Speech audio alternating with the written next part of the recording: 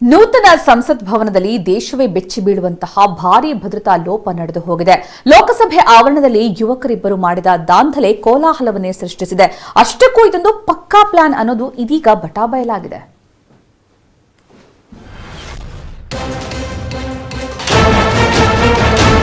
ಕರುನಾಡಿಗೆ ಕಳಂಕ ಮೈಸೂರಿನ ಮನೋರಂಜನ್. ಪ್ರತಾಪ್ ಸಿಂಹ ಅವರಿಂದ ವಿಸಿಟಿಂಗ್ ಪಾಸ್ ಪಡೆದು ಪ್ರೇಕ್ಷಕರ ಗ್ಯಾಲರಿಗೆ ಎಂಟ್ರಿ ಕೊಟ್ಟಿದ್ದ ಮನೋರಂಜನ್ ಲೋಕಸಭೆಯಲ್ಲಿ ದಾಂಧಲೆ ಎಬ್ಬಿಸಿದ ಮತ್ತೊಬ್ಬ ಆರೋಪಿ ಮೈಸೂರು ನಗರದ ವಿಜಯನಗರ ನಿವಾಸಿ ದೇವರಾಜೇಗೌಡ ಮತ್ತು ಶೈಲಜಾ ದಂಪತಿಗಳ ಪುತ್ರ. ಮೂಲತಃ ಹಾಸನ ಜಿಲ್ಲೆ ಅರಕಲಗೂಡು ತಾಲೂಕಿನ ಮಲ್ಲಾಪುರ ಗ್ರಾಮದವನಾಗಿದ್ದು ಈತನ ಶಿಕ್ಷಣಕ್ಕೆ ಮೈಸೂರಿಗೆ ಶಿಫ್ಟ್ ಆಗಿದ್ರು. ಇಂಜಿನಿಯರಿಂಗ್ ಪದವೀಧರ, ಪುಸ್ತಕ ಪ್ರೇಮಿ. ಕಂಪ್ಯೂಟರ್ ಸೈನ್ಸ್ನಲ್ಲಿ ಇಂಜಿನಿಯರಿಂಗ್ ಮುಗಿಸಿದ್ದ ಮನೋರಂಜನ್ 2016ರಲ್ಲಿ ಕಾಂಬೋಡಿಯಾಗೆ ತೆರಳಿದ್ದ. ಈತ ಕ್ರಾಂತಿಕಾರಿ ಪುಸ್ತಕಗಳ ಪ್ರೇಮಿಯಾಗಿದ್ದನಂತೆ.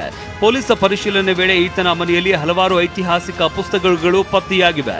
ಮನೋರಂಜನ್ ತಂದೆ ದೇವರಾಜೇಗೌಡ ಮಾತನಾಡಿ, ನನ್ನ ಮಗ ದೊಡ್ಡ ತಪ್ಪು ಮಾಡಿದ್ದಾನೆ, ಆತ ಮಾಡಿರುವ ತಪ್ಪಿಗೆ ಗಲ್ಲು ಶಿಕ್ಷೆ ಬೇಕಾದ್ರೂ ನೀಡಿ ಅಂತ ಹೇಳಿದ್ದಾರೆ.